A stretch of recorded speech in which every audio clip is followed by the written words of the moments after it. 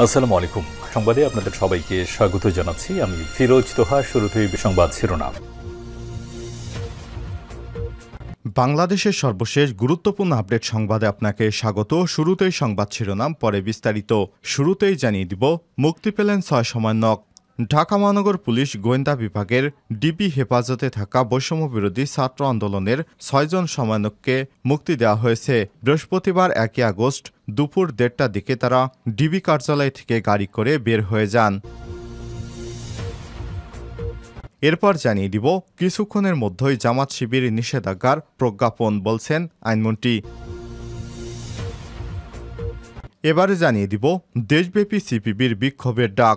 ধ্বংসযজ্ঞ ঠেকাতে না পারায় দায় নিয়ে সরকারের পদত্যাগের দাবিতে আগামী 3 আগস্ট দেশব্যাপী বিক্ষোভ কর্মসূচি ঘোষণা করেছে কমিউনিস্ট পার্টি সিপিবি। এদিকে আবু সাইদ হত্যা মামলায় 16 বছরের সেই কিশোরের জামিন। বেগম রোকেয়া বিশ্ববিদ্যালয় বেরবি শিক্ষার্থী আবু সাইদ হত্যা মামলায় একাদশ শ্রেণীর শিক্ষার্থী আলফি শাহরিয়ার মাহিমের জামিন মঞ্জুর করেছেন আদালত। এদিকে আর ঘরে বসে থাকার মতো অবস্থা নেই মুশারেফ করিম। কোটা সংস্কার আন্দোলনকে কেন্দ্র করে দেশের বিভিন্ন পরিস্থিতিতে শিক্ষার্থীদের পাশে দাঁড়িয়েছেন শিল্পীরা।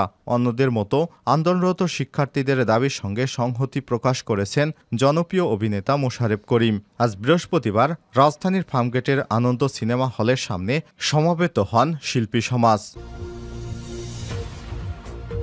এবং সর্বশেষ জানিয়ে দিব, মাছ হবে আমাদের দ্বিতীয় প্রধান আয়ের খাত, বলছেন প্রাণী সম্পদ মন্ত্রী।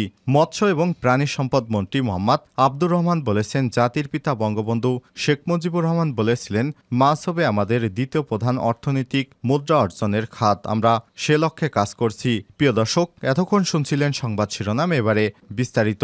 তবে তার আগে বন্ধুরা, অনুরোধ থাকবে সংবাদটিতে একটি লাইক দিয়ে দিন। আর আপনি যদি আমাদের চ্যানেলে নতুন হয়ে থাকেন, সংবাদটি দেখতে দেখতে চ্যানেলটি সাবস্ক্রাইব করে রাখুন। কমেন্ট করে জানিয়ে দিন এই সংবাদটি আপনি বিশ্বের কোন দেশ থেকে দেখছেন এবং শুনছেন।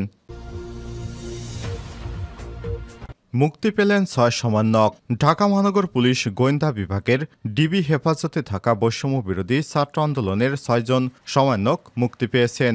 বৃহস্পতিবার 1 আগস্ট দুপুর 1:30টার দিকে তারা ডিবি কার্যালয় থেকে গাড়িতে বের হয়ে যান। এরপর সমন্বয়কদের সঙ্গে তাদের অভিভাবকরা দেখা করতে যান। একাধিক গাড়িতে করে পরিবারের সদস্য সহ ডিবি অফিস থেকে তারা রওনা দেন। বিষয়টি নিশ্চিত করেছেন বৈষম্য বিরোধী ছাত্র আন্দোলনের সমন্বয়ক নাহিদ ইসলামের বাবা বদরুল ইসলাম। তিনি জানান, বৃহস্পতিবার ভোর 6টায় ডিবি কার্যালয় থেকে ফোন দিয়ে সবার পরিবারকে আসতে বলা হয়। দুপুর 1:30টার দিকে ডিবির গাড়িতে বাসায় দিয়ে আসে। প্রসঙ্গত, ডিবিতে থাকা 6 সমন্বয়কদের মধ্যে প্রথমে 3 জনকে গত শুক্রবার বিকেলে রাজধানীর ধানমন্ডির গণস্বাস্থ্যনগর হাসপাতাল থেকে তুলে আনা হয়। তারা হলেন নাহিদ ইসলাম, আসিফ মাহমুদ এবং আবু বাকের। এর পরের দিন সন্ধ্যায় সাজিদ আলম এবং হাসনাত আবদুল্লাহকে নিয়ে আসে ডিবি। এরপর রোববার ভোরে মিরপুরের এক আত্মীয়ের বাসা থেকে তুলে আনা হয় নুসরাত তাবাসসুমকে। এরপর থেকেই এসব সমন্বয়ক ডিবি কার্যালয়ে আছেন। ডিবির দাবি করছে, তারা নিরাপত্তাহীনতায় ভুগছিলেন, তাই তাদের নিরাপত্তা হেফাজতে রাখা হয়েছে। এদিকে এসব সমন্বয়ককে মুক্তি দিতে এবং আন্দোলনকারীদের উপর গুলি না চালানোর নির্দেশনা চেয়ে গত সোমবার হাইকোর্টে রিট দাখিল করেন 2 জন আইনজীবী। তারা হলেন আইনজীবী মানজুর আল মতিন এবং আইনুন নাহার সিদ্দিকা। গত 5 জুলাইয়ের পর থেকে সরকারি চাকরিতে কোটা আন্দোলনের দাবিতে আন্দোলন শুরু করেন শিক্ষার্থীরা। এরপর একের পর এক কর্মসূচি দিতে থাকেন তারা। পরবর্তীতে এই আন্দোলন ঘিরে ভাঙচুর এবং সহিংসতা সৃষ্টি হয়, যা মোকাবেলায় দেশ জুড়ে কারফিউ জারি করে সরকার, যা বর্তমানে অনেকটা শিথিল রয়েছে। কিছুক্ষণের মধ্যেই জামাত শিবির নিষিদ্ধের প্রজ্ঞাপন।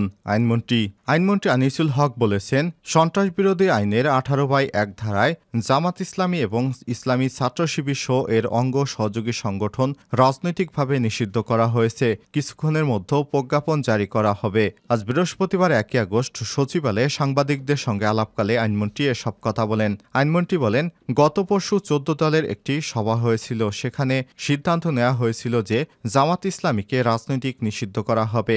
এটার একটা আইনি প্রক্রিয়া আছে, সেটা আমরা গত পরশু শুরু করেছিলাম। এর মধ্যে নিষিদ্ধের যে গেজেট প্রকাশ করা হবে সেটাও কিছু আইনি বাধ্যবাধকতা আছে, সেগুলো পূরণ করতে হবে। দেশব্যাপী সিপিবির বিক্ষোভের ডাক। ধ্বংসযজ্ঞ ঠেকাতে না পারায় দায় নিয়ে সরকারের পদত্যাগের দাবিতে আগামী ৩ আগস্ট দেশব্যাপী বিক্ষোভ কর্মসূচি ঘোষণা করেছে বাংলাদেশ কমিউনিস্ট পার্টি সিপিবি। বুধবার ৩১ জুলাই দলের পক্ষ থেকে গণমাধ্যমে পাঠানো এক বিবৃতিতে এসব কর্মসূচির কথা জানানো হয়েছে। একই সঙ্গে চলমান আন্দোলনের সঙ্গে সংহতি জানিয়ে বিভিন্ন শ্রেণী পেশার মানুষকে যুক্ত হয়ে অন্যায়ের বিরুদ্ধে প্রতিরোধ গড়ে তোলার আহ্বান জানিয়েছে দলটি। সিপিবি সভাপতি মোহাম্মদ শাহ আলম এবং সাধারণ সম্পাদক রুহিন হোসেন প্রিন্স খুলনা সহ দেশের বিভিন্ন স্থানে ছাত্রদের শান্তিপূর্ণ মিছিলের উপর হামলা, নির্যাতন এবং গ্রেপ্তারের তীব্র নিন্দা জানিয়ে বিবৃতিতে বলেছেন, সভা সমাবেশ করার অধিকার খর্ব করে হামলা এবং গ্রেপ্তার ক্ষমতা দীর্ঘস্থায়ী করা যাবে না। বিবৃতিতে নেতারা বলেন, ছাত্র সমাজের দাবি মেনে না নিয়ে নানা ধরনের নির্যাতন করে এই আন্দোলন নেতৃত্বদানকারী সংগঠকদের নানা ভয়ভীতি দেখিয়ে আন্দোলন থেকে পিছু হটানোর যে অপচেষ্টা সরকার করছে তা সংকটকে আরও গভীর করে তুলছে।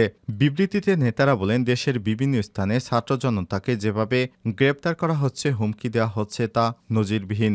বিবৃতিতে নেতারা বলেন, দেশে চলমান ছাত্র জনতার আন্দোলনকে নিয়ে ভিন্ন খাতে প্রবাহিত করতে নানা ধরনের বয়ান সামনে আনা হচ্ছে।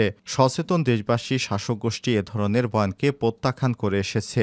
বিবৃতিতে নেতারা বলেন, দেশে চলমান আন্দোলনে ছাত্র জনতার সঙ্গে বিভিন্ন শ্রেণী পেশার মানুষকে একত্র হয়ে ধ্বংসযজ্ঞের জন্য প্রকৃত দায়ীদের চিহ্নিত করে বিচার এবং সরকারের পদত্যাগ এবং দুঃশাসনের অবসানে আন্দোলন অব্যাহত রাখার আহ্বান জানান।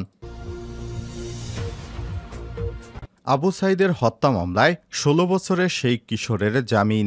বেগম রোকেয়া বিশ্ববিদ্যালয় বিরোধী শিক্ষার্থী আবু সাঈদ হত্যা মামলায় একাদশ শ্রেণীর শিক্ষার্থী আলফি শাহরিয়ার মাহিমের জামিন মঞ্জুর করেছেন আদালত। বৃহস্পতিবার ১ আগস্ট ১২টা ৫০ শিশু আদালত ১-এর বিচারক মোস্তফা কামাল ১০০ টাকার বন্ডে শুনানি শেষে এই জামিন আদেশ দেয়। বিষয়টি নিশ্চিত করেছেন মাহিমের আইনজীবী জুবাইদুল ইসলাম। তিনি বলেছেন, মামলাটি মেট্রোপলিটন তাজহাট থানায় ছিল। মাহিম শিশু হয় মামলা স্থানান্তর হয়েছে। এর আগে ৪ আগস্ট শুনানির দিন ছিল, কিন্তু আমরা আজ নতুন করে শুনানির জন্য আবেদন করেছি। আদালত শুনানি গ্রহণ করে জামিন মঞ্জুর করেছেন। এর আগে বেরোবি শিক্ষার্থী আবু সাঈদ হত্যা মামলায় মাহিমকে কারাগারে পাঠানো হয়। ছোট ভাইয়ের কোনো খোঁজ না মেলায় বুধবার ৩১ জুলাই আলফি শাহরিয়ার বোন সানজানা আক্তার সিনহা সামাজিক যোগাযোগ মাধ্যম ফেসবুকে স্ট্যাটাস দিলে বিষয়টি আলোচনায় আসে। এরপরই কিশোর শিক্ষার্থীকে গ্রেপ্তার এবং কারাগারে পাঠানোর ঘটনায় নড়েচড়ে বসে প্রশাসন। এর আগে আলফিকে আটকের বিষয়টি অগোচরেই থেকে যায় সংশ্লিষ্ট সবার। আর ঘরে বসে থাকার মতো অবস্থা নেই মোশারেফ করিম। কোটা সংস্কার আন্দোলনকে কেন্দ্র করে দেশের উদ্ভূত পরিস্থিতিতে শিক্ষার্থীদের পাশে দাঁড়িয়েছেন শিল্পীরা। অন্যদের মতো আন্দোলনরত শিক্ষার্থীদের দাবির সঙ্গে সংহতি প্রকাশ করেছেন জনপ্রিয় অভিনেতা মোশারেফ করিম। বৃহস্পতিবার ১ আগস্ট সকালে রাজধানীর ফার্মগেটের আনন্দ সিনেমা হলের সামনে সমবেত হন শিল্পী সমাজ। এ সময় মোশারেফ করিম বলেন, আমাদের দেশে বর্তমানে যে অবস্থা সৃষ্টি হয়েছে তাতে আমাদের ঘরে বসে থাকার মতো অবস্থা নেই। জনপ্রিয় অভিনেতা আরও বলেন, আমরা শান্তি চাই, আমরা রক্ত দেখতে চাই না। আমরা সব নির্যাতন, গুলি, হত্যা এবং রক্ত বন্ধ করতে চাই। আমরা এগুলো বাইরে থাকতে চাই। প্রসঙ্গত ২০১৮ সালে সরকারি চাকরির প্রথম ও দ্বিতীয় শ্রেণীতে কোটা বাতিল করে জারি করা পরিপত্র হাইকোর্ট অবৈধ ঘোষণার পর শিক্ষার্থীরা আন্দোলনের ডাক দেয়। এক পর্যায়ে দেশের পাবলিক বিশ্ববিদ্যালয়ের সঙ্গে বেসরকারি বিশ্ববিদ্যালয়ের শিক্ষার্থীরাও আন্দোলনে যোগ দেয়। তাদের সঙ্গে স্কুল ও কলেজের শিক্ষার্থীদেরও দেখা যায়। কর্মসূচির অংশ হিসেবে শিক্ষার্থীরা বাংলা ব্লকেট নামে অবরোধ দেয়। এক পর্যায়ে কমপ্লিট শাটডাউন ঘোষণা করে বৈষম্যবিরোধী ছাত্র আন্দোলন